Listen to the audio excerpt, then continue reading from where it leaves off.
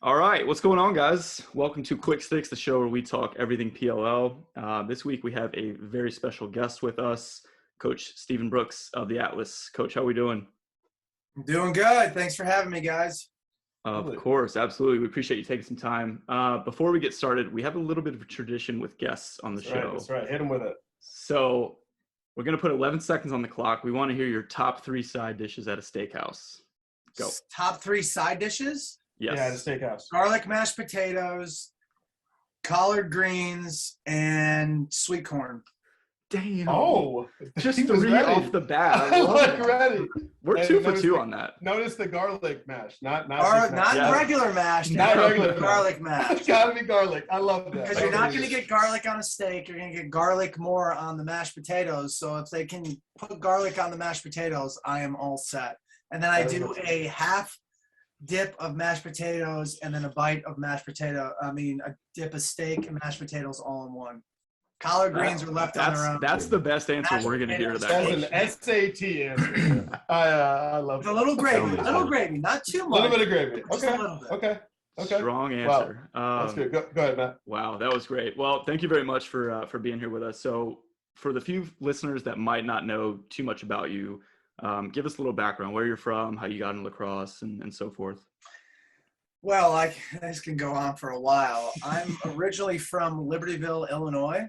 That's where I grew up. I went through a public school system in Illinois. When I was growing up in Illinois, there was no rec teams or nothing. So all the lacrosse that I had was only truly in summer camps, where I had probably one lacrosse camp that I went to every summer, all the way up until about 6th or 7th grade. That's when the actual formation of lacrosse started to begin, but that was only an indoor. There was no rec leagues, there was no house leagues, there was nothing of that.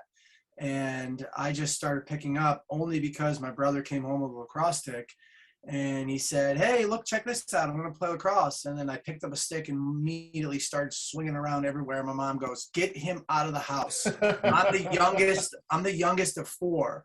So my second oldest brother came home with a stick and I started swinging around. My mom's like, "Get him out of the house. Just teach him that, please. Just control him."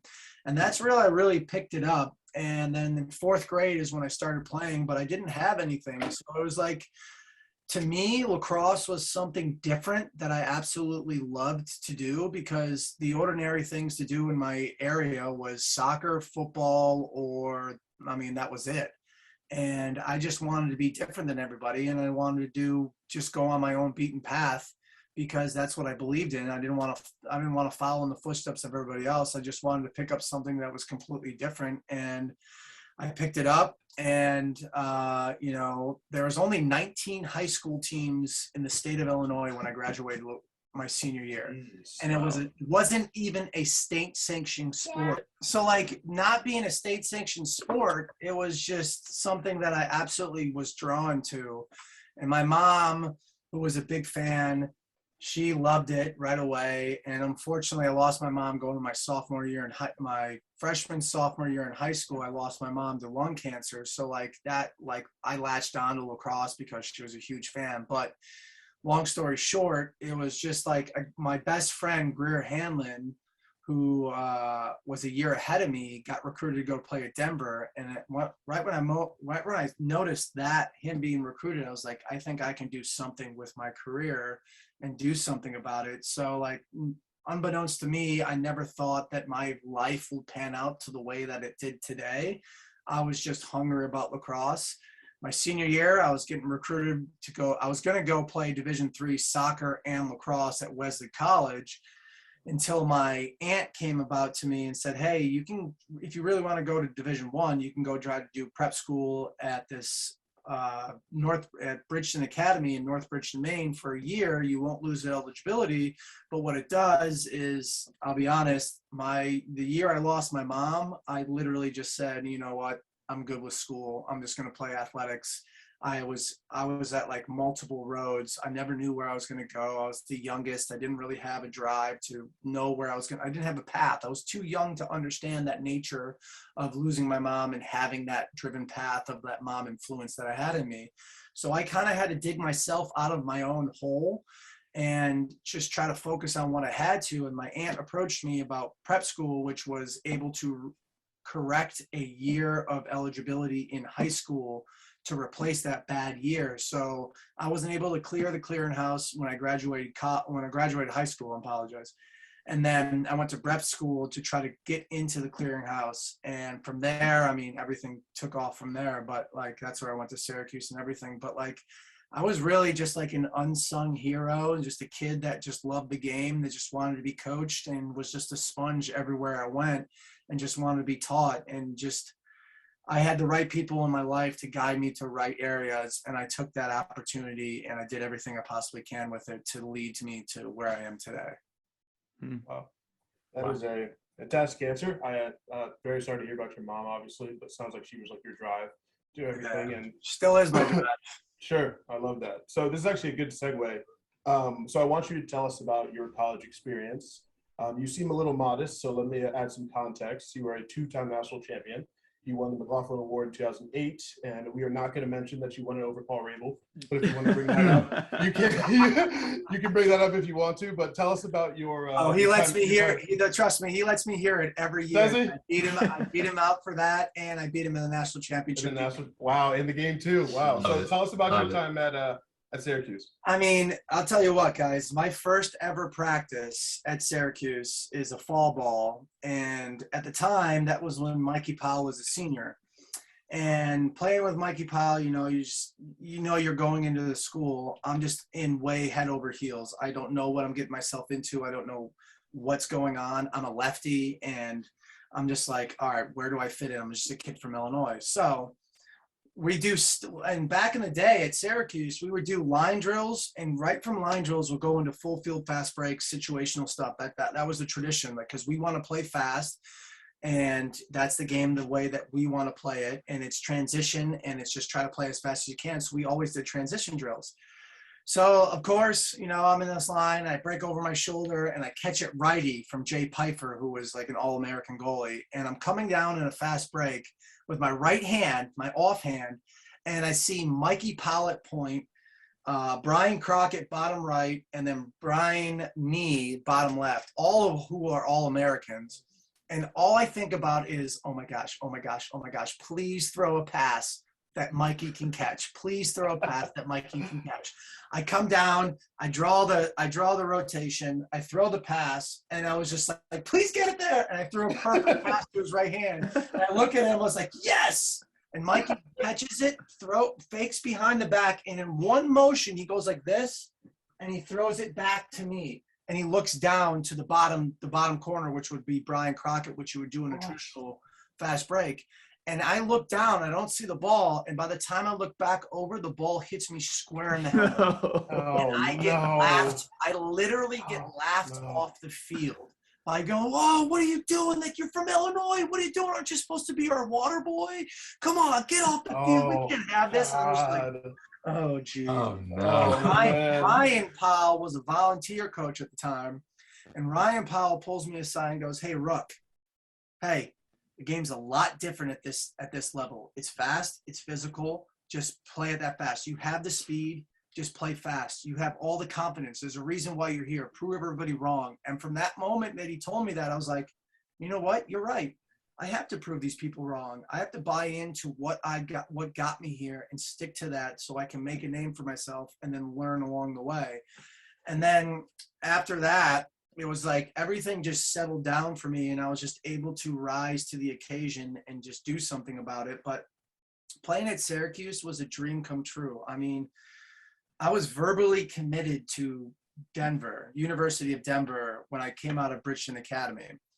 And I'll never forget my coach, Nutley, at Bridgeton Academy, that said to me, he goes, hey, pulls me outside of my dorm room at Bridgeton Academy and says, hey, I got to tell you something. I was like, what's up? And he goes, Syracuse is interested in you. I go, I go, yeah, you're funny.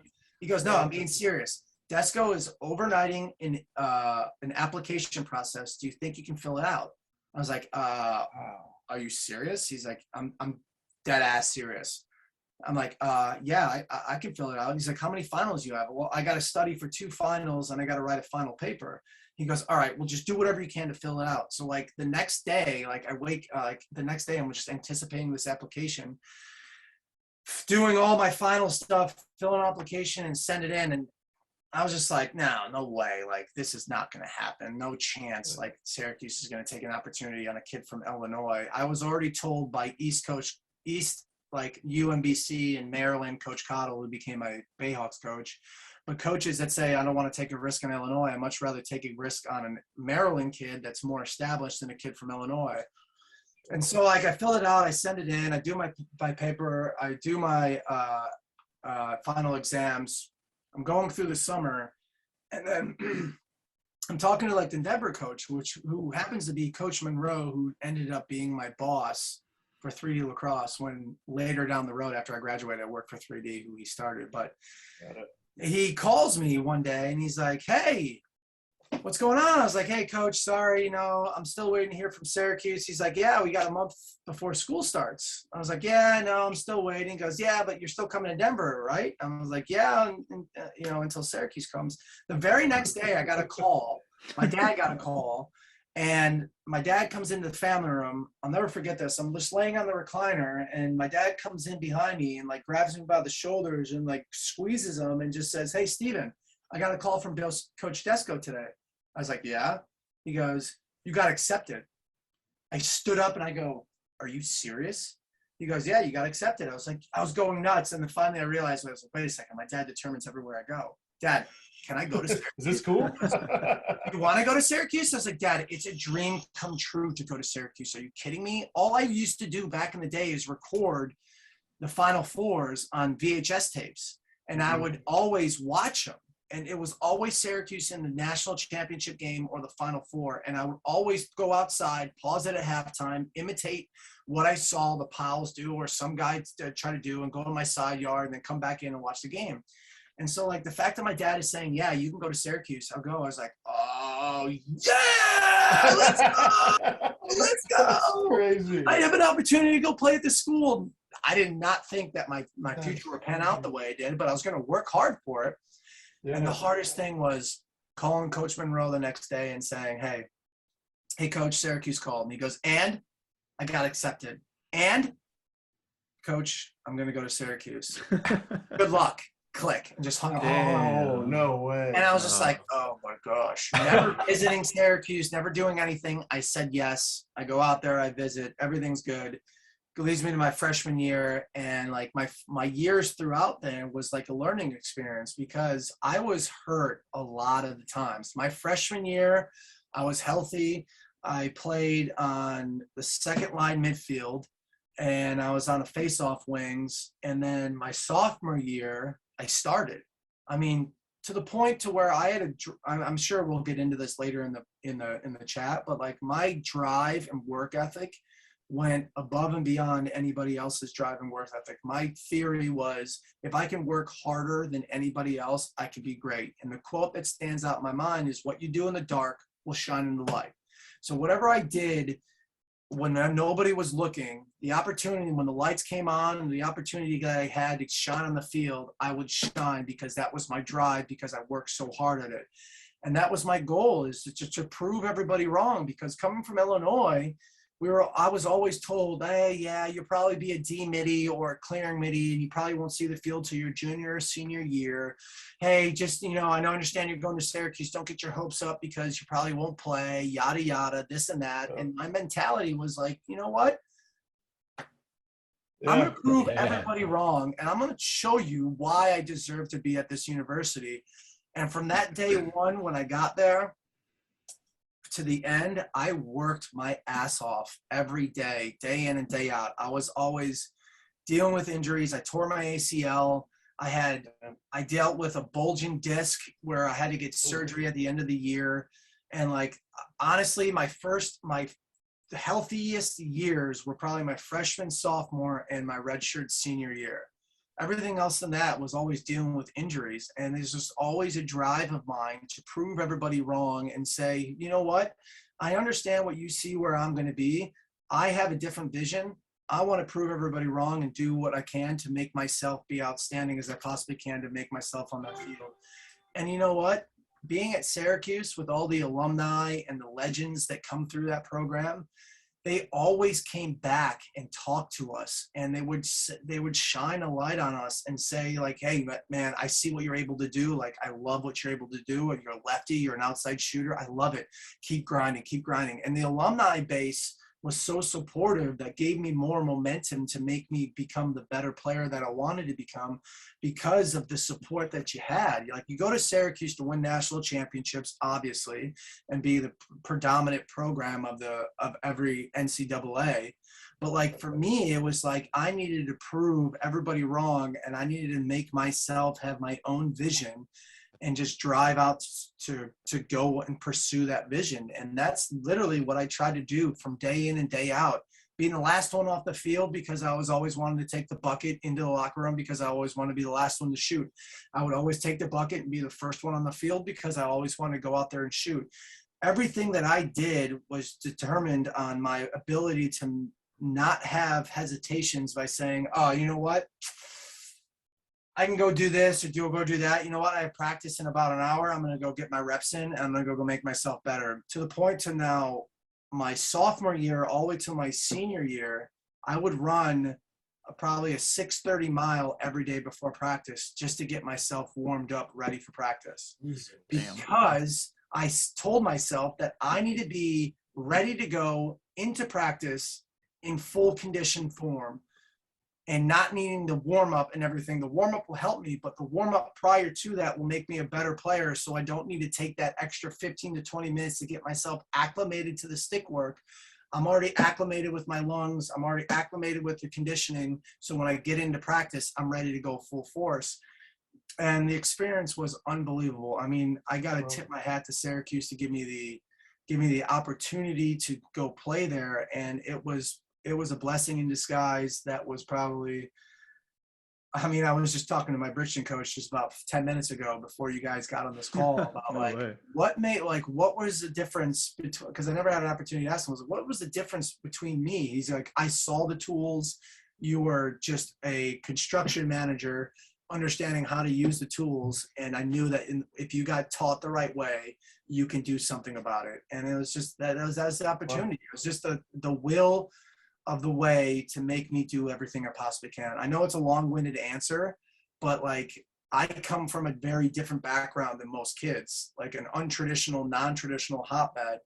And I had to make a name for myself. And that's all I wanted to do, is that make a name for my family, make a name for myself, and prove to every Illinois kid that it doesn't matter where you come from, is if you have the drive, if you have the will, if you have the effort and energy to do it, you better damn well go in and do it full force and not get distracted with the noise. Because if you're not going to do it, then why else are you there? Wow. Dude, we're gonna sell this to like public schools in Illinois. That's what I'm saying. It's like the motivational speech. Oh my God, I want to go play right now, man. Sam's got the next question. Yeah. That was a great answer, and don't ever worry about being long-winded. Yeah, Okay. absolutely not. Okay. You're killing Absolutely. it. You're killing it. Go ahead, Thank Sam. you. So we're gonna fast forward a few years. We know you played 10 years in the MLL, but being a PLL podcast, we want to. Well, technically. 12, excuse me. So we want to talk about the PLL, and I'm curious to know the transition between the MLL and PLL. Is that a big transition? Like in PLL, it's a bit quicker. So just curious about. I mean, the biggest transition, I think, it's tough for me to, if I'm going to answer candidly, that was towards the end of my career. I played for the Chicago Machine for a few years.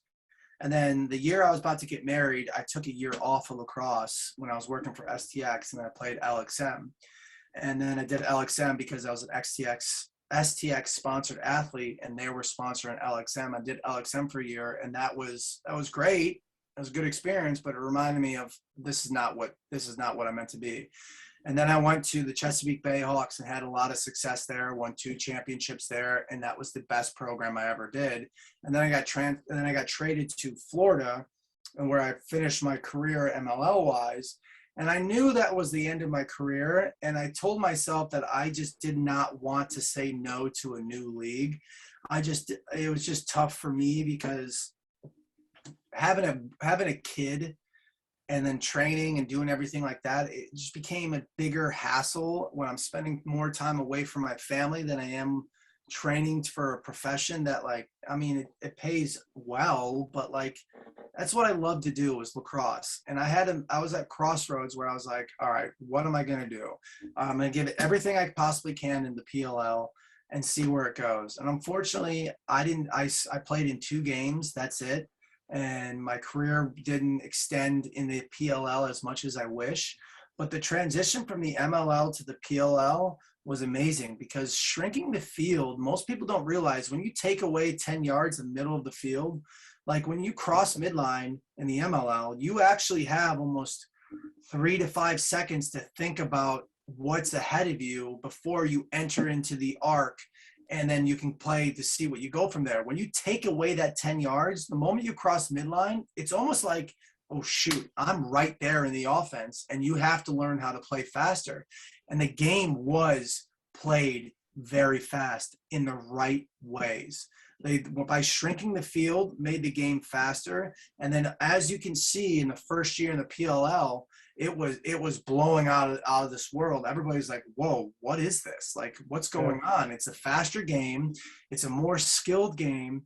And on top of that, it was more attack oriented, because if you think about a 52-second shot clock as opposed to a 60, when you cross the midline, you literally almost only have 30 seconds left in your shot clock to get there. So you have to get into your offense a lot faster, and you got to think about the sub game and what you're going to do here from that. So like, the game sped up for the good, but the transition from MLL to PLL, there's no difference in skill. It was more difference in understanding how to play in a shorter field, and how to understand that, like, all right, if I'm standing at the midfield line in the MLL, there's no way a defensive midfielder is going to come play me. But if I stand in the midfield line in the PLL, the defender has to come play me, because within 5 yards, I'm becoming a threat into the offensive side. So it completely changes the game. But the speed picked up, the physicality picked up, and I would have to say the camera and everything from social media to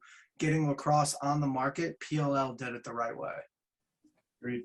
100% Yeah, agree. no, there's no doubt about that. So moving to PLL, what was the process like of starting to consider becoming a coach? Was it a quick process, or was it kind of a few months? Well, it goes back to, I have a book.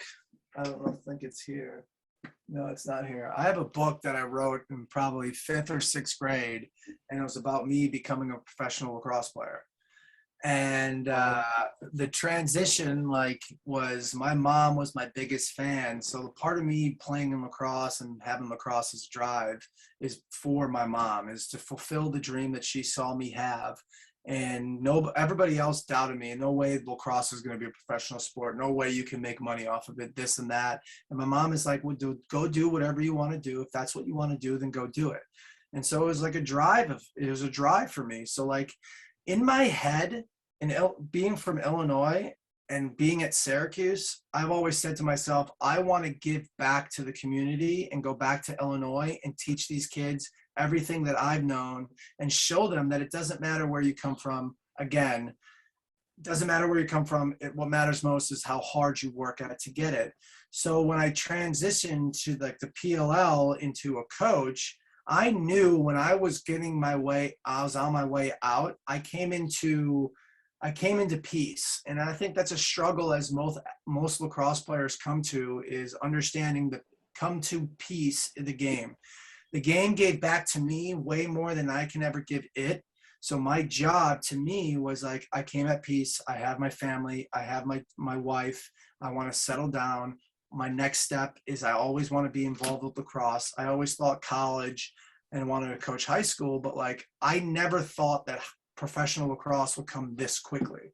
Right after I retire, I immediately jumped in to being a PLL coach. So it was a goal of mine to want to coach in the professional league. I just never thought that it would come this quickly. So like, I always thought that I had to get my way into coaching college or doing something of that sort to get my name back into the PLL or the MLL to get my name in there. But like, when Coach Rubior interviewed me, I knew it was the right fit, because he understood where I came from. He understood my drive. And on top of all of that, he understood me as a competitor and being a teammate of his for, I want to say 4 or 5 years with the Bayhawks. He knew what I was like in the locker room and everything from that. So like when he offered me the job without any questions or hesitation, I said, yes, I'll do it. I mean, it was like a blessing. They say, quote unquote, I'm the first ever turned player into pro coach, whatever that means. People say that, but like to me, it was always an end goal to be at this highest level to coaching the pros because I've experienced it for so many years. I know what they go through, and I love the game so much that I spend day in and day out breaking down my own film, breaking down my own critiques to make myself a better player. And now what better way to take the opportunities to teach young guys what I know and try to instill it on them so they can better prepare themselves to be better pros. And so, yeah, I mean, I didn't think it was going to happen this fast, but it was an unbelievable opportunity, and I just wanted to take it and just run with it.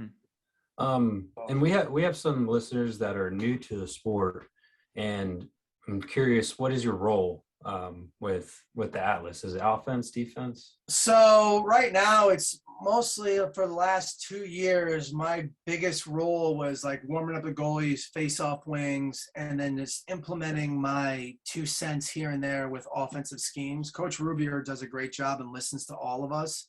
He understands my mind, and he really works well with me. I'm offensive-minded, where Coach Clausen's defensive-minded, and he's a fantastic coach. Just took us from the bottom of the league to the top of the league.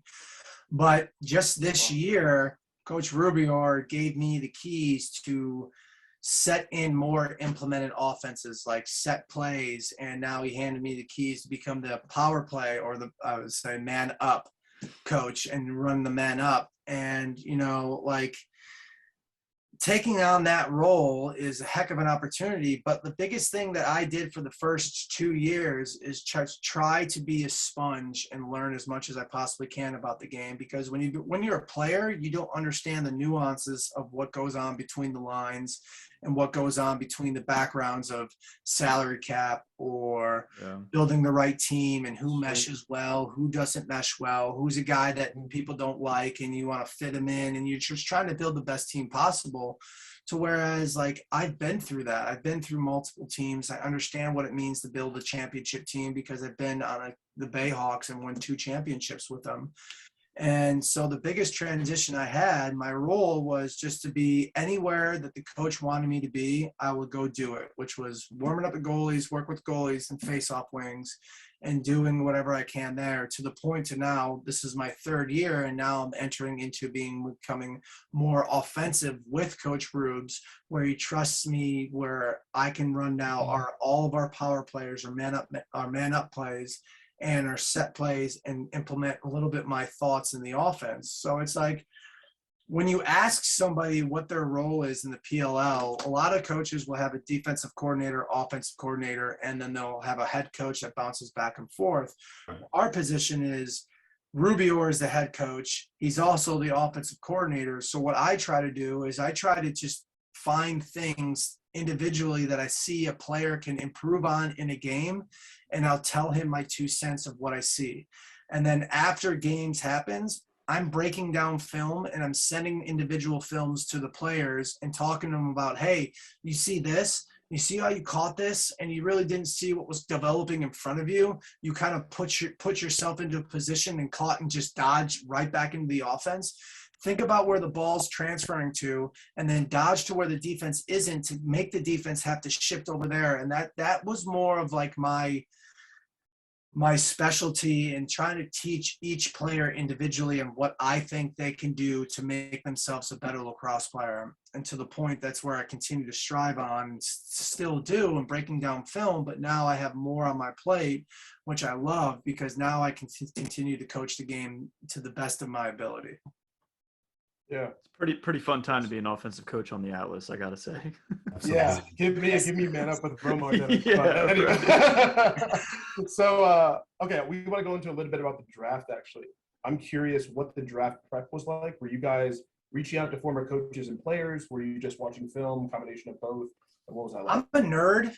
I'm a nerd when it comes to that. So like I'm watching every college game that I possibly can, and I'm trying to find the players. It's not, to me, it's not always finding the best players. It's finding the right players that can fit into your system. And you can look at a star player and say, I want him. And then he comes to your team and he's not everything that you want him to be, because maybe like he has an ego, or maybe he needs the ball in his stick all the time, or maybe he's someone that needs to have 4 or 5 points every game. And to me, to looking for the best player possible, it was more about what his character was off the field, more importantly on the field. And so when I call coaches and ask them questions, my first question is, I understand he's a great lacrosse player, but can you elaborate more about what his peers think of him, and how does he establish himself as a leader, or how does he establish himself as a player and teammate to his peers? And if a coach says like, yeah, he's great, he's an excellent player, but he has some issues here and there, that's an automatic red flag for me. Yeah. Because I don't want the best player. I want what the best player is that's going to fit into our system. And our system is, can you share the ball?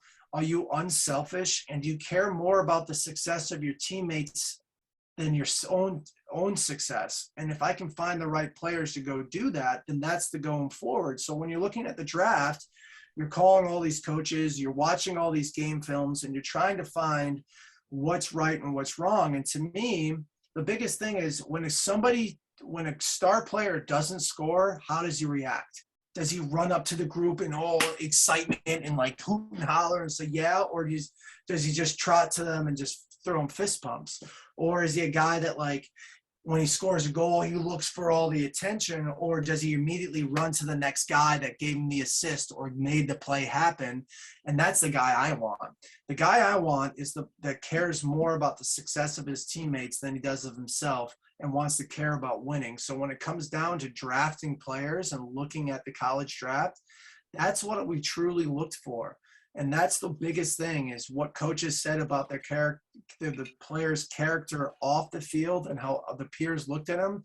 That was the number one thing for us as a staff, because obviously our slogan from last year is called family style. And so what it means to us, it means one person's going to cook dinner, everybody grab a plate, everybody's going to eat no matter what. Not one person's going to take the steak and take it for himself and walk off to a corner. Everybody's going to grab a plate, everybody's going to serve off one another, and everybody's going to feed off one another. And if we can take our little spoons out, and has somebody gives us an energy play, just reach into his little soup bucket and just take a sip of that energy and make that energy your own energy.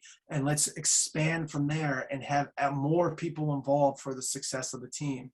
And that's the basic gist of like what we try to look for in a draft. And that's the basic gist of what we try to look for in a teammate. Are you a great teammate first? And then are you a good lacrosse player second? Well, I had a follow-up question to that, but now I'm more interested why the PLL shop does not have shirts that say family style for the Atlas. I would hope. Oh man, that's awesome. That is the. I love that. I would love a shirt. If you guys want to make make shirts that says #family style with the Atlas logo in front, I will buy a ton I'll of rock shirts. that. We'll give you the trademark. We'll give you the trademark. I was gonna say you get the trademark. Sam here's an Atlas fan, so he's on. Absolutely. Done Wow. deal. I mean that's That's amazing. I mean that's truly what we look for. It's like I look back to all that I was lucky enough to be a part of 2 national championship teams and 2 professional championship teams. And when you look back to the championships that we won, the locker room, number one, was the greatest thing. Everybody came in and everybody was a family. Not one person was off to the side on their own. Everybody was joined in together as a family. And that's what carries you down the stretch. When you get to playoffs, it matters most about how much you care about the guy to your left and how much you care about the guy to your right.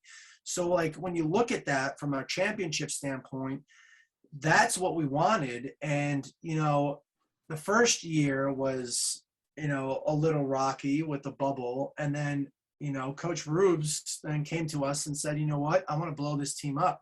And we're like, what? He's like, I want to change the dynamics of this team. how do you guys feel about that? And I was like, Coach, whatever you feel is best for the team, I'm with you. And he's like, and that's when he came up to us about, you know, and it was tough because a lot of those guys that I played with were my friends, and then I became a coach. So it was very difficult to be in that situation where to be a peer friend, and then on top of that, being a coach. So when he talks about like trading guys and letting go guys and doing this and that, it was like, I don't know. And then, you know, I was like, I don't know about that. But unselfishly, I was thinking about like, all right, what's best for the team? If that's what he feels is best, then that's what we need to go forward. And last year was the first year that we were able to build our own, like build our actual team from scratch, to where now going into training camp now, which I leave Friday for 10 days of training camp up in Albany. Yeah. This is the first year we have the great group core guys coming back, to where we're like, now we're looking at it like, oh man, we have all these guys returning and we have these draft picks, man, it's going to be a battle. So it's like, that's what you want. You want to be able to take those difficult situations and make difficult decisions and make the right decisions best for your team, as opposed to saying, I want this guy, this guy, this guy. We want to give guys an opportunity to come into camp and make a name for themselves, and the best players are going to play for us. And so that's where we have the core group of guys returning, and they're all hungry. And every guy talks about you. I try to call every guy on our team, and everything they say about is, I cannot wait to get back with this group of guys. I love this group. And when you hear every player say that, it's like, all right, we must be doing something right in the nature of these guys want to play for each other. Now we need to take that and transfer that to the field and continue the success we had last year. I mean, we finished second in the league, and we lost to the Chaos, who won the championship, who had a great defensive plan against us. But we want to take that momentum, learn from what we learned from the previous year, and then take that and just try to continue to climb the ladder and move forward. So going back to the draft, I mean, leading up to the draft, did you guys feel like you had a pretty good idea of how it was going to play out? And the only reason I ask is because we did a mock draft episode, and who'd you guys have us taking? Who'd you see, first of all, who'd you see going number one? Chris Gray, of course. Twice on Sunday.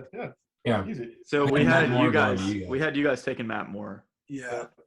But I mean, we looked at it, and we had, you know, Matt Moore is an excellent player. And you're talking to Doc Aiken, spoke highly of him, and Coach Kerwin, who I've gotten to know very well, because being in Virginia, I'm able to go down to Virginia practices and go sit in a room with them and talk offense. And then Kip Turner was a teammate of mine, and they spoke very highly of Matt Moore. And like, oh, all right, Chris Gray's going one. And then 4 days prior to the draft, I started thinking, like, I started breaking down the rosters and seeing what they can.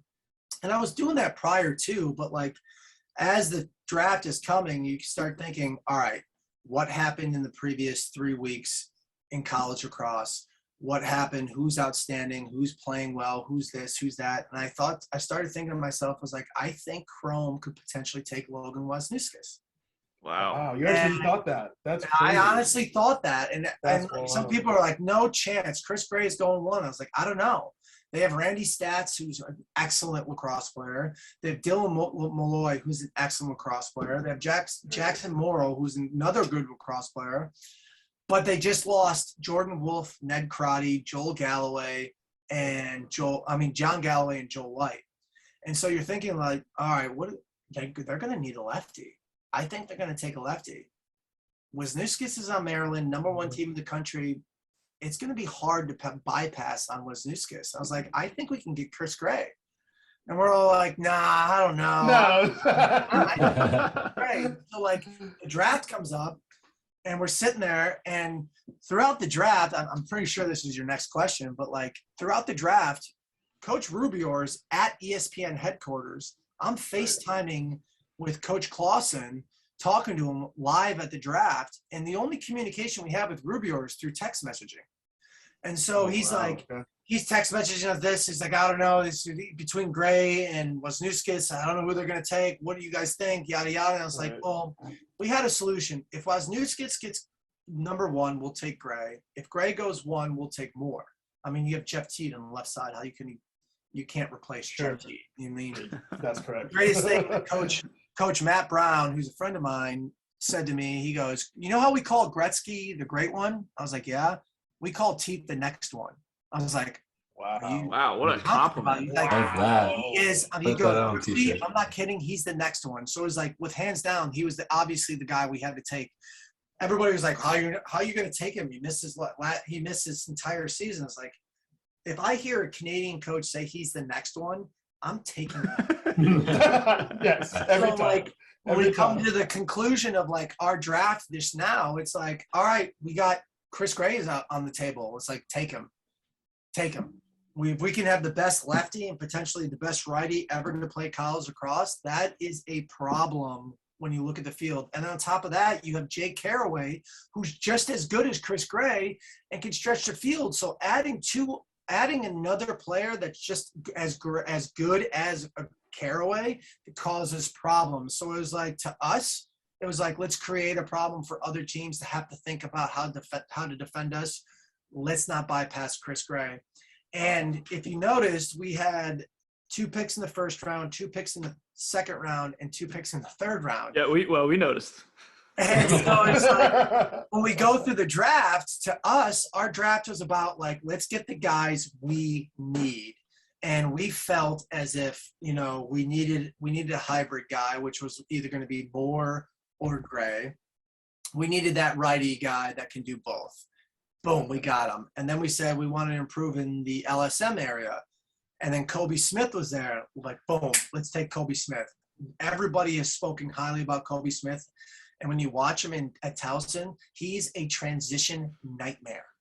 Dude, He is oh my God, not only yeah. physical, not only is he a prick on the field, he will cross-check you, he will put you down. But every time somebody shoots, he is looking for the fast break, and he has the stick skills like as a short stick with a long pole in his hand. And it's like, that's what we need. That's what we want. And the PLL transition is huge. So after the first 2 selections, it was basically boiled down to, all right, we listed about all the guys. We listed all the players ranked from top to bottom, from attack, midi, defense, LSM, face-off guys, goalies, and we just went through our list and wanted our top guys. And it was luck to get every top guy that we wanted, because honestly, like our third pick, when Rubior traded our 11 pick, like Coach Clausen and I were just like, no. And like, this is all through text messaging. And then all of a sudden, like, Cannons select, we thought Cannons was going to take Brendan Curry, and Brendan Curry was one of the top midfielders that we loved. And we thought he was a PLL instant guy that can come in and do something. And so we thought they were just going to take him. I mean, how can you bypass Curry to play with Trimboli and Rafis? I mean, those guys were on the same line together, playing together for years. So that's a combination. So they take Asher Knowlton, and like, we're texting Rubes, decline the trade. Like, sorry, boys, it already went through. And the next thing you know, we look at the camera, he's like, well, we'd like to propose a trade. And we're like, what? No! We just missed our guy. We just missed our guy. And then the Cannons selected Bubba Fairman. Yeah. And then it was like a blessing in disguise. Like, Curry was supposed to fall to us. Let's take him, and we'll take him. And then our last selection was Max Wayne, who is a Division III player. I think he's potentially going to be Division III Defensive Player of the Year, playing at CNU. But like, Mikey Thompson was a close friend with Coach Rubiors and Coach Clausen, who know him very well. He's done an outstanding job at CNU. I mean, look at what he did with CNU, taking them from where they were to like the best team in the country to where they're battling to be in the playoffs. Unfortunately, they lost this weekend in Final Four, but like, he spoke highly about Max Wayne's character off the field, more importantly to on the field. And he's a guy that wants to be a student of the game. And I was like, you know what?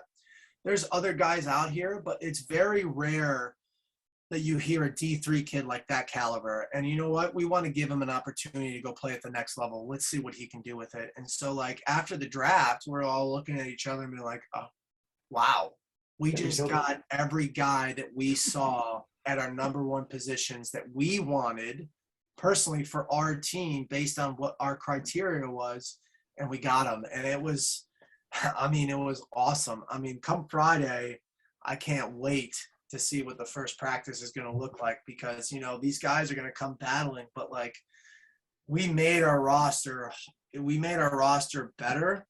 But what we did is we made it competitive to where guys need to show up knowing that jobs aren't guaranteed, and you need to prove your point, because one year that you play could be great and the following year could be down, because it's so hard. As you guys all know, playing in college, you're playing every day. So transitioning from college to pro is a lot easier. Transitioning from pro to the following season becomes very difficult, because you have a 9-to-5 job. You have to train on your own. You don't have a trainer telling you what to do. You're not in practice playing every day. So the work ethic has to be determined on how bad do you want it. And our guys want it very badly, but now we just raise the bar to say, hey, you're going to want it even more, because we just brought better players in to compete for positions. And we want the best players who are going to be outstanding in training camp to put their foot forward to help us win a championship. Yeah, that's actually it's interesting you say that, because I coached Max when he was in 7th and 8th grade. We're gonna have him on the podcast next week. Or I No guess in 2 way. weeks. I texted him today and he said he had training camp. I was like, I knew that. So we're gonna have him the week after. What's that? Is he a good kid? He is incredible. I was just telling Sam a story that he used to have the head coaches stay after practice, and he would just stop us from getting topside because we were so much bigger than him. But he would just go back and forth, trying to stop us from getting topside. I mean, I was tired. You know, like we did it for 30 minutes every day after practice, and it doesn't surprise me that he's moving on. I mean, he's been a student of the game since I've coached him. So That's what I mean, after we drafted him, he immediately says, hey, can I get on score break? Hey, can I watch film? Hey, what do I need to do? Wow. I want to watch film and get myself prepared. Wow. And we're like, dude, I love your attitude, but focus on college right now, because that's the greatest thing you'll ever have. Focus on college, do what you need to do. And he was just like, done. And then his season ended, which was unfortunate, because I was hoping they could make it to the Final Four. Me too. His season ended, and immediately after his season ended, he's like, hey, coach, I'm ready. Can you put me on score break? And I was like, holy smokes. Kid is hungry. He is ready. Yeah, he is ready. You cannot help but foam in the mouth when you want a kid that's hungry, because if you can surround him around the right veterans, he can make a career out of himself. But if you don't surround somebody of that caliber around the right veterans that can teach him the ways, then he'll get lost in the mix. So what we feel is like our team has great, outstanding veterans that really go out of their way to teach the youngsters about the way to make themselves be an established pro. So they had no hesitation reaching out to him and talking to him about everything. So it's like, oh, wow, like this is awesome. Like we don't need to do much. Our players are already doing it for us, because they understand what it means to be an Atlas Bull, to be the family style. They're going to show him the way. And it was just rewarding to see your teammates, your players wanting to reach out. Like, hey, coach, can I get the rookies? Can I get the draftee cell numbers so I can tell them and say congratulations? It's like, oh, yeah, dude. That's cool. That's cool. That's big. That's really, wow. That's amazing. So going a little bit back about the draft, where do you see Gray fitting in your offense? I don't know. Where do I see Gray? Yeah, where do you see him kind of fitting in? You know, I see him out of as the box, righty, lefty. You know, I see him as an intangible, man. Like I see him. You know, you can put him at the righty attack position. You can put a pull on him right away, but you can also see having Caraway go down there because he's a stretch shooter. That long poles are going to have to respect him, and you can see Chris Gray coming out of the box and being who are you going to pull? You have Costabile and Romar and Chris Gray coming out of the box. Who are you going to pull? You have Romar, who can shoot on the run with a two-pointer. I mean, you don't see people doing that. That's a stretch. You have Costabile, that's a threat from a two-point land, but he is so dynamic as a player that he understands how to get closer to the goal and shoot and score. And then you have Gray coming out there. It's like, who are you going to pull? So, like, it's in our fruition that, like, we see him being that type of caliber player that, like, hey, we want you to go play attack, or hey, we want you to go play midi. But bottom line is he's got to be coachable and fall in line to say, hey, yes, I'll go play midi. Yes, I'll go play attack. Whatever you need me to do, coach, I'll go do it. That would be the greatest thing that we can ever hear from him. Now, when we hear about Chris Gray, that's all he cares about. All he cares about is the success of his teammates, and he doesn't care about his own accolades. I mean, to the point to where he's like, yeah, you know, I knew I had the point record, and there's the point where like, all right, we're losing. I might as well take it. And it's like, yeah, you should. And like the matter that the fact that you go through an entire game thinking about winning over your point record is outstanding. But I think he'll fall in line and do everything he possibly can to do what's best for the team. It's hard not to see him on our roster because the type of caliber and the type of person he is. And if you watch him play, he's just as great off ball than he is with the ball in his stick. And when you watch him, he floats to the inside of the offense and he's pointing in directions and telling people where to go. So it makes us think that he has a very high IQ to understanding what the coaches want to accomplish. And he puts the players in the right position to have that success. And what he does best, I think, is that he can lure a defenseman into a position to where, like, when he catches it, you know, defenseman approaches, and all he has to do is make one move to his left and take topside, or look like he's going to a right and make that defender say, oh, shit, I gotta go. Sorry for my language. No, you're good. I got to take away his right, and he roll back, and he stings at lefty. So it's like we're looking for that type of dynamic player that can do anything he possibly can for us to help us win. Wow. That's amazing. So excited. So, yeah, we know, Sam. We know. We're Shut aware. up, Sam. So this is a question that I personally think this is true, but I'm curious your take on it. I think there are players that their game is actually better suited for the PLL because of the shorter field, because of maybe the 2-point arc, than it actually is in college. So I'm curious your take. Do you think there are players that their game is actually suited better to play in the PLL and be more successful than they were at college? Yes. Look at Chaos, for instance.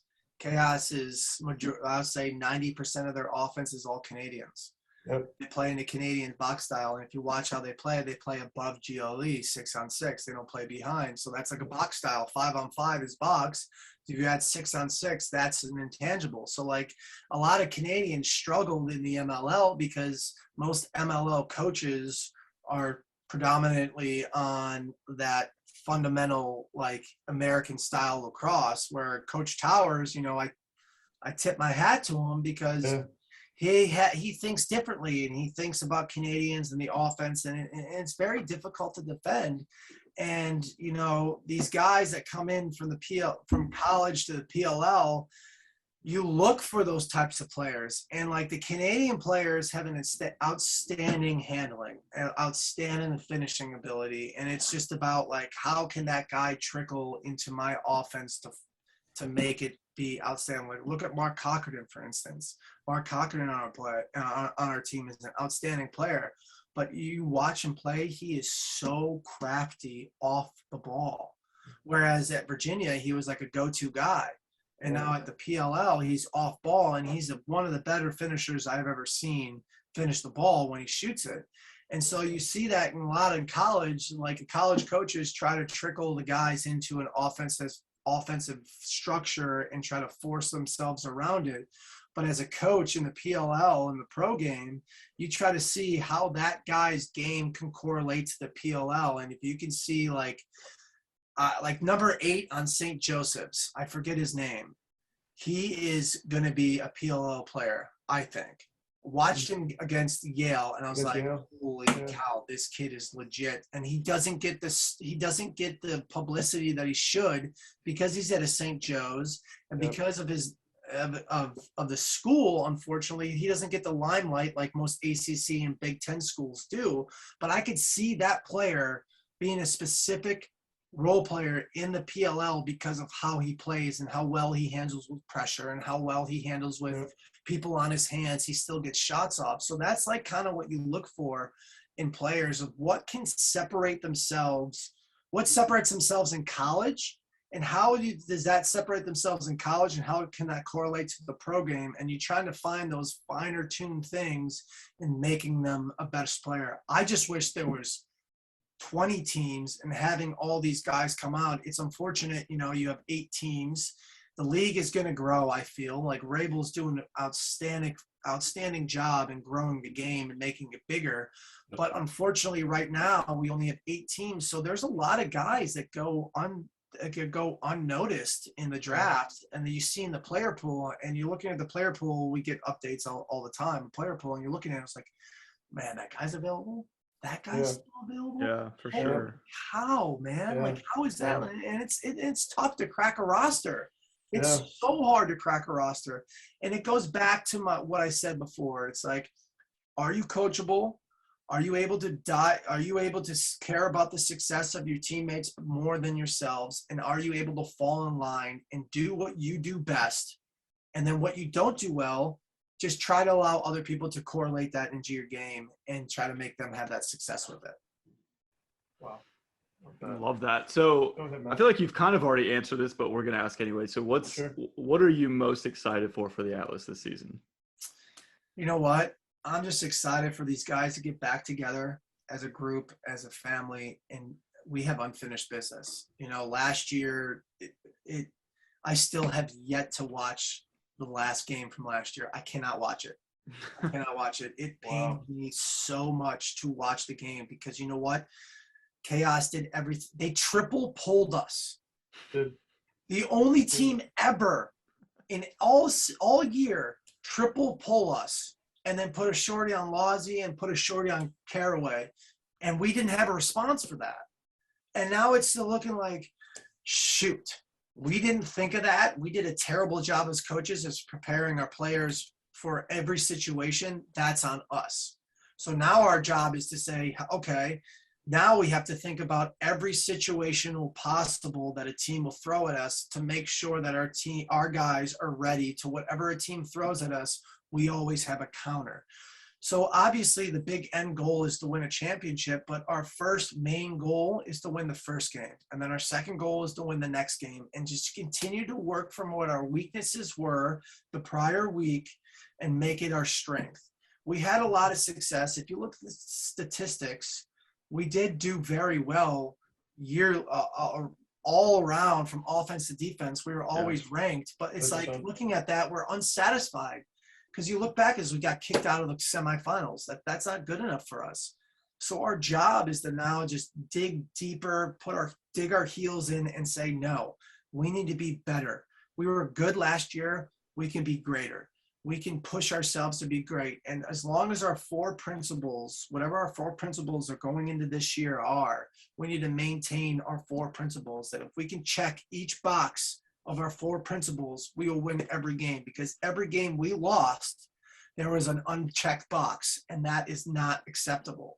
We have to be able to maintain it. It's hard as itself to play a game, then all of a sudden go throughout the week, no practice with the team, have a film session with the guys. We break down film every Wednesday. Last year, we broke down film with the entire team, and then we'll fly in Friday, and we'll practice Friday to try to critique it, and then we'll play Saturday. But we need to do a better job as coaches to get our guys prepared, because it falls on us not preparing our guys for every scenario to get them ready for this year. So bottom line, to answer your question, us as coaches, we need to become more prepared and understand whatever team a team throws at us, we need to be ready to counter with whatever our counter must be. And it's our job to have our players be held responsible and know this is what we want in this situation and prepare them for whatever comes at us. They can handle themselves. I mean, they're pros. Ideally, a lot of them are so smart, but we need to coach them in the standpoint of understanding, take the blinders off and look what's in front of you, and let's try to attack here or there. Love it. Sounds like you're ready. Yeah. I am. I He's mean, the toughest part about training camp, I think, is leaving my 2 kids behind. Sure. I mean, I'm a stay-at-home dad. And so, like, being with my kids all day, every day, it's so hard for me to leave them. Now, my son, who is 7, is a lacrosse fanatic. And he understands where I'm going. Dad, give me some gear, dude. Bring it back. It's great. Like, he has every Atlas. That's awesome. Every Atlas jersey. He has Yeah. all the gear that I've collected throughout the years. And, like, he has no idea how spoiled he is. And my daughter will just look at me and like, you're leaving me. Oh man, that's brutal. Oh, That's And as my brutal. wife stated, the moment we have our kid, when I was a player, my wife stated, is make sure you make every weekend count, because if you don't make it count, you're going to come home and you're going to get an earful from me. Now, she played Division I soccer. She was a Virginia State. She's from Virginia. She played at Robinson. She's Virginia State Player of the Year at Robinson, a two-time All-American in high school, and played college. So she's competitive as heck. And so when I would come home from a game, she's like, Steven, you played terrible. What was this? What was that? And now I come home as a coach. She's like, what's going on with the team? Why is this happening? Why is this happening? I'm like, oh my gosh. Oh, I'm thinking man. I'm coming home to like, hey, I miss you. Yeah. It's not like, oh, hey, great to see you. What's going What the hell on? was Talk that? to me about what's going on with the team right now. It's like, oh no. That's incredible. I But it's love that. good. Like I love it because she keeps me in check, and she Yeah, I bet. lets me hear, and she's not shy from it. And it's a great opportunity for me to learn, because if you're not willing to hear outside thoughts and hear from other people, then you as a coach are not developing. I mean, I'm going to go back to like my philosophy as a coach. If I'm not surrounded by coaches that are equivalent to me or better than me, how am I going to improve as a coach if I'm the best? I want to get the best coaches around me so I can continue to learn this game and pick up on traits, so I can get my Rolodex getting thicker and thicker, so I can continue being the best coach that I can possibly be, so I can understand everything from ins and outs of lacrosse. Yeah. Wow. All right, Matt. I think you're up. Yeah, so we're gonna end this gonna segment be with fun. a little more tradition. So we're gonna do a little lightning round here. Some Oh. of these are lax related, some are not. So Okay. I'll start it off. Let's do So it. what is your favorite city or venue to play in the PLL? Favorite city or venue that I played in the PLL? Baltimore. Yeah, Homewood. Baltimore, Homewood. I mean, Homewood. that's the mecca of lacrosse. And both times we played in Homewood, we played the Whip Snakes, and that stadium was slammed. It's rocking. Damn, And that you was get probably like awesome. true Oh, yeah. lacrosse fans there, and We're Maryland fans. that's probably my favorite. That's probably was my favorite venue of all time. Damn. Wow. And still is. That's I can't wait to go back there. It's unfortunate our game's at 8:45 at night this year, and my kids are going to be like that. Well, my daughter's going to be sleeping. My son's going to be Love it. All right, go ahead, Sam. All right, next one. TV show you're binging right now. Homeland. My Oh, wife and I got wow. back into Homeland. Now, Like I have that? to say this. We watch Office on a regular basis. I mean, come We on. watch Who all doesn't? of it. And the Really? unedited versions, On most people Peacock. don't know about this. The unedited versions on Peacock that are the extended versions, we watch that as just like a happy show. So we'll watch like Homeland and watch 2 episodes like that, and it's like, wow, that was dark. Ooh, Yeah. Homeland we can get watch Let's kick busy. off some Office. So Yeah. like every night we watch like 2 episodes of The Office. It's been like that for like 4 years. I'm not kidding. Just Wow. because it's a happy show that we can go like, she can go to bed.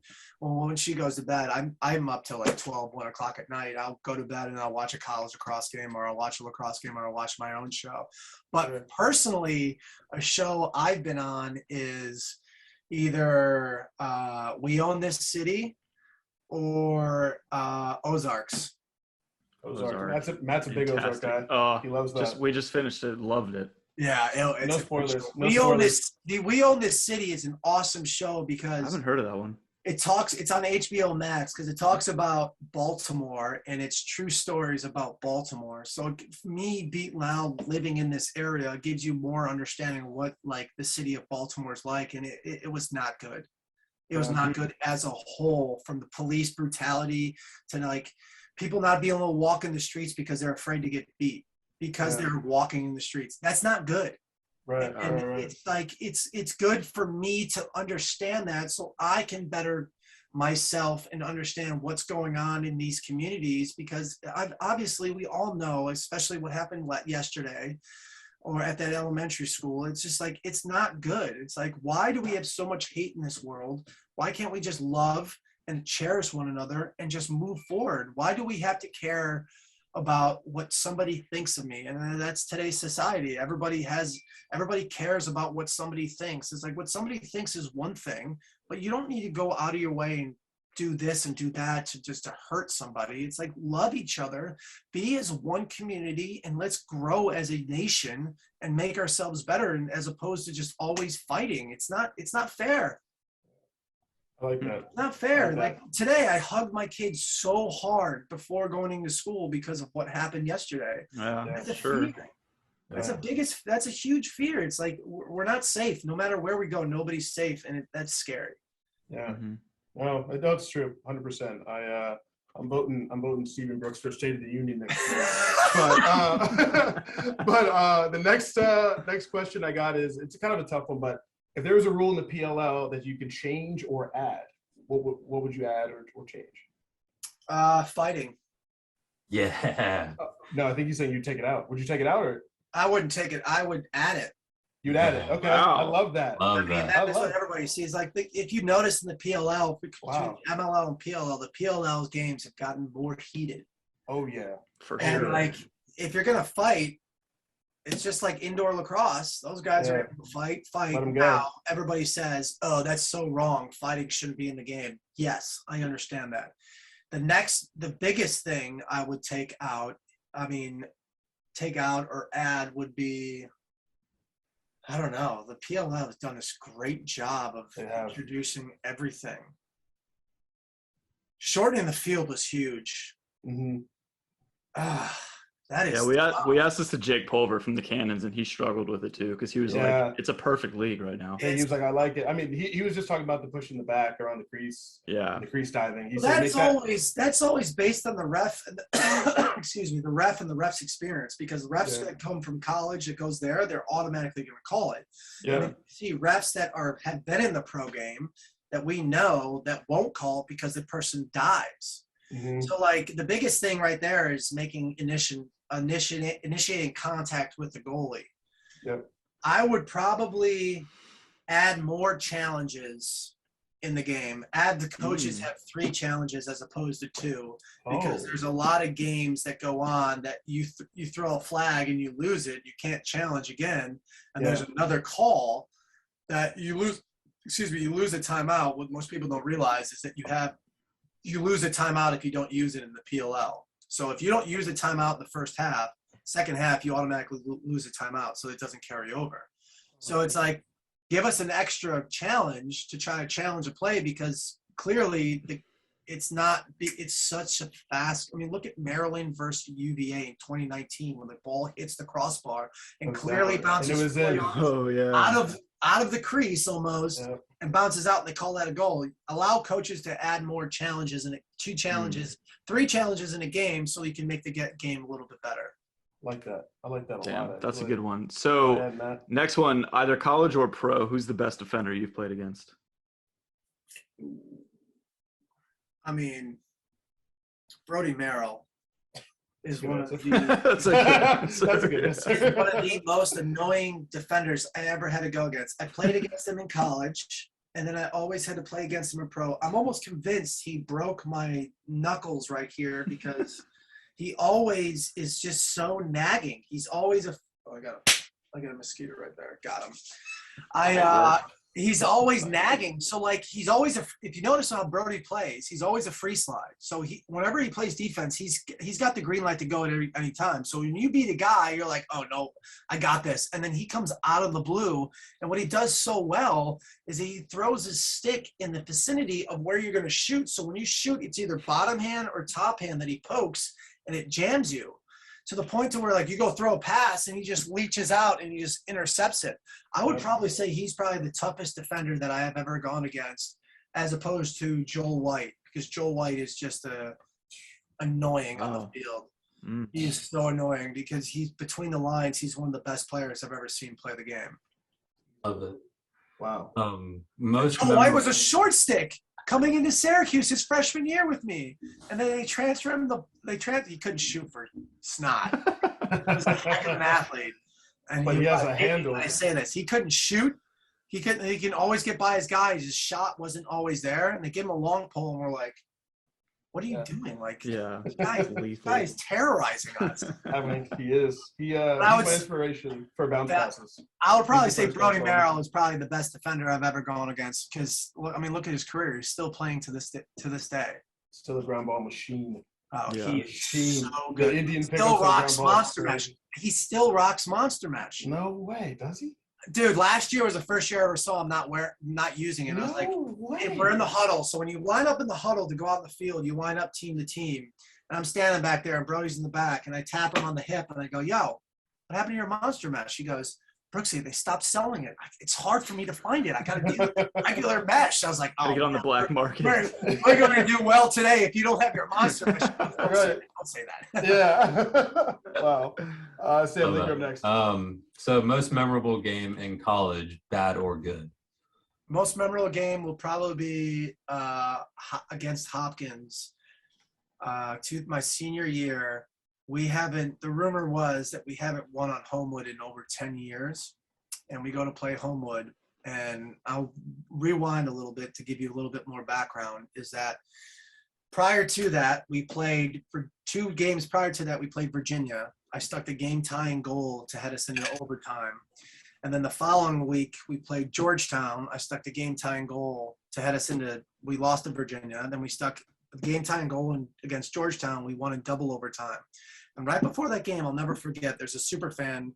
We call him Jerry Cuse. Jerry was his name. Came to every game. And he's at the fence. And he goes, Brooksy, what do you got in store for us today? And I looked at him and I just laughed. I was like, I have a good sense of humor. I was like, I don't know. I'll tell you after the game. And he's like, oh, okay. And like we go to Hopkins, not knowing that like we haven't won there in 10 years. I mean, I watched Mikey Powell my freshman year when we went to Hopkins, got blanketed for points against Garvey. I mean, that was like the first time ever Mikey Powell never scored points. So like playing at Homewood in that fan base is terrorizing as a Syracuse fan. I have to go to the bathroom. I have to take a leak. And I'm like, can I go to the locker room? They're like, the locker room's shut. It's way down over there. You got to go in the public room. I go in the public room and I go in the stall and there's Hopkins fans everywhere. I specifically was told to wear my helmet because we've gotten oranges and stuff thrown at us before. And so I go in there. I'm like, oh gosh, where am I going? So I go into a stall. I was like, okay, nobody's going to see me in the stall. I go in the stall and I go to the bathroom. And all of a sudden you hear it goes, guys, quick, lock the door. There's a Syracuse guy in here. Lock him in here. Let's mess with him. And I immediately sit there like while I'm peeing, I'm just like, oh my gosh, no way. I'm going to get out of here. What's going on? So I carefully flush the toilet and I creep open the door and it's Petro at the urinal. Oh. And he looks over his shoulder. He goes, hey, Brooksy, I tried to get these guys to lock the door on you because it's going to benefit my team if you're not out there, and it's probably going to benefit them if I'm not out there. And they didn't listen. And then all of a sudden, I didn't even wash my hands. I just walked to the door. He's like, good luck, Brooksy. I was like, you know me? Go, thanks. And I walk on the field, and it was a back and forth game. And then we go into overtime against them. It was 13-13, and I threw a little hitch on the run, jump shot, low and away, and stuck the game winner. And that to me is by far the greatest glory ever because I went like this, and I went. Wow. Oh, Tom Selly. Blue Jays, no! Because our slogan Wow. was Blue Jays, geese and ducks. Everybody knows that Hopkins sucks. So every time we played Hopkins, it's like that was our slogan. And that to me, that was like one of the biggest rivalries next to Virginia. But that right there was like, that was a turning point in our season because we went through overtime. And then from there, we just won out until we played Colgate and lost. But playing at Homewood is a special place for me and sticking that game winner.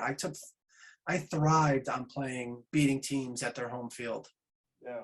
Mm. Wow. That's awesome.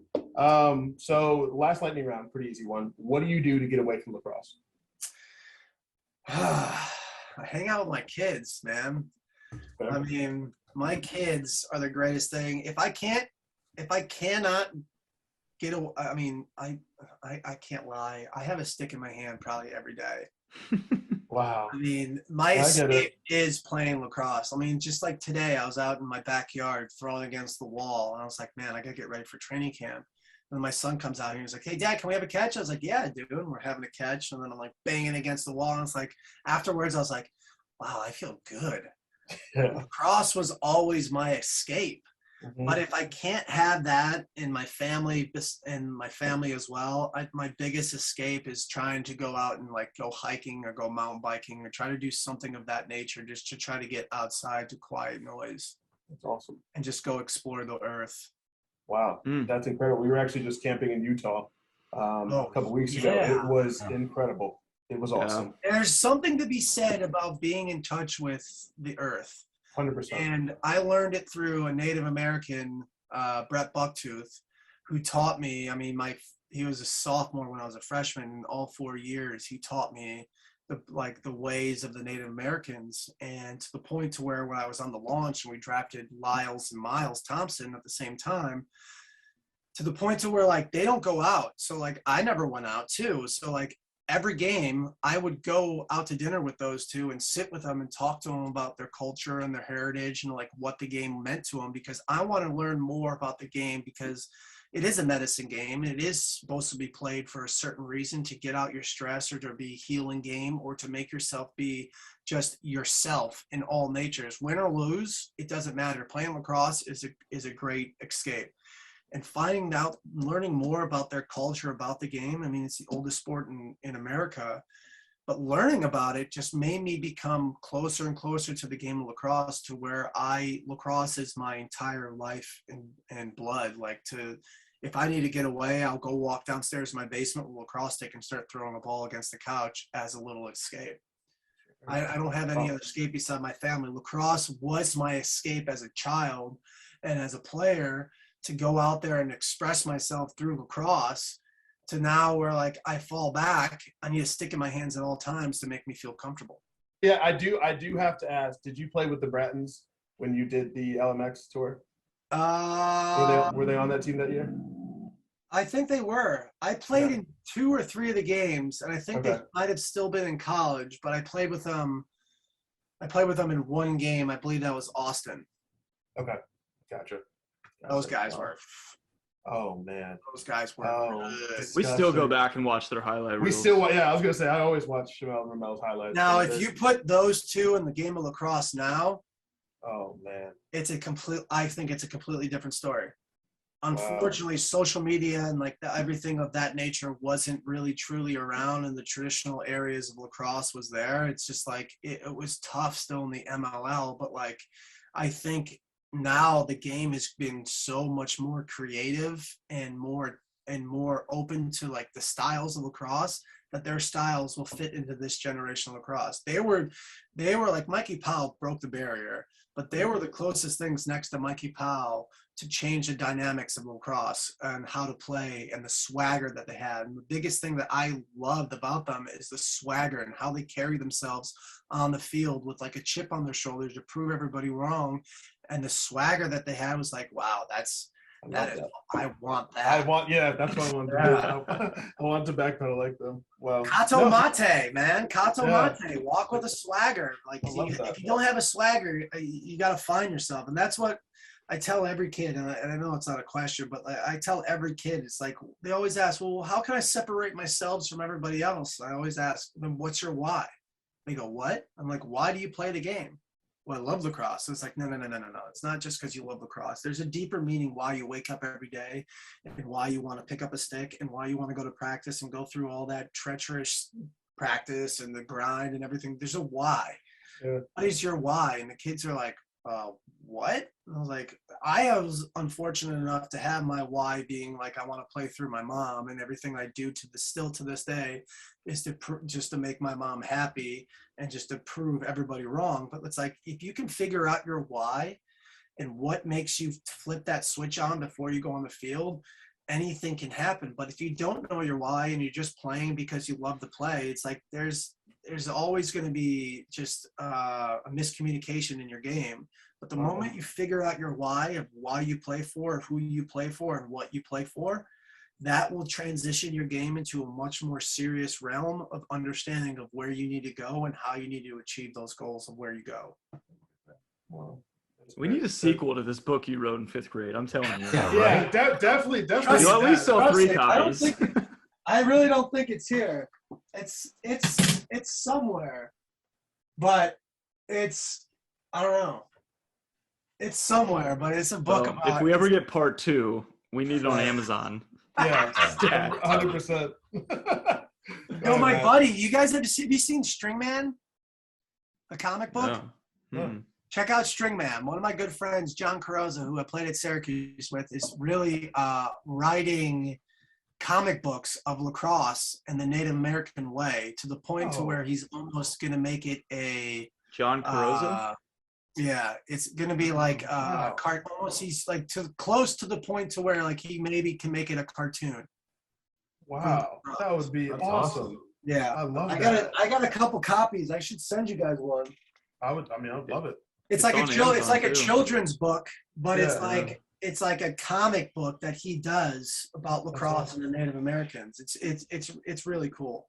That's amazing. And if I had to Wow. suggest any book, Sure. All Blacks about the New Zealand rugby team is a book that every kid should read. On top of all that is Mind Gym. High school students, college, and pros should read the book called Mind Gym that talks about the psychological aspects of sports and how it can really either give you a straight and narrow path or it can give you a bumpy road, and how psychology correlates to athletes and how themselves thought process can deteriorate them from their biggest feature of them being the best. Wow. Mind Gym was one of the biggest That's on the books that list. I read through my pro career that really helped me out. Yeah. Hmm. Wow. And then All Blacks is just basically about that rugby team and how it doesn't matter if you're the top dog or the bottom dog, the top dog will always clean up the locker room. And that was like a mentality I had my entire life. My wife hated it. I was always the first one in the locker room and the last one to leave, because I was always the last one to leave because I would clean up the locker room. When I showed up in the locker room, I would try to flip the guy's stools over or try to get something set up for a locker room that I knew a guy was very particular about. And I wanted to make sure that every guy was comfortable when they came in, and when they left. You know, some guys are just careless and just leave towels and trash around. I'll be the last guy leaving, cleaning up the trash. Maintenance is coming in. It's like, no, we got this. It's no, I can help you out. There's no reason you need to pick up all these towels and this or that. Like, let me help you out and do this. And so Wow. it teaches you about being humble and just being the guy that does everything for the team, that if you can teach an entire team to think of that process, it shouldn't be the rookie's call to go clean the ball sweep. No, the veterans should go clean the balls to show the rookies that it doesn't matter who you are, we all go sweep the shed and we all go do this together. Do it together. Damn. Wow. Hmm. Have All a right, good- Coach. Well, yeah, no, thank you Thank you again so much. for taking Thank you some so time. much. We will be there in Charlotte, so We will. To, You guys grab you are? for a minute. Yeah, in we will person, be yeah. there in All Charlotte. right, you'll meet Xander. Wow. Nice. Oh, really? He'll be Love there? that. I'm flying Xander with me down to that game, so the father-son trip, and then I'm taking him to New York. So you'll see him. You'll see Oh, him down in nice. Charlotte. For that. Thank you so much. Good luck this season. Good luck at Absolutely. training camp. Best We'll be in luck to you touch. guys. Thanks a lot, man. Appreciate it. Thank you guys for having me. I appreciate it. course. I love this Of course. stuff. You guys are fantastic. Thank you. Appreciate it. Thanks, Appreciate Coach. that, man. Thank you. Yeah.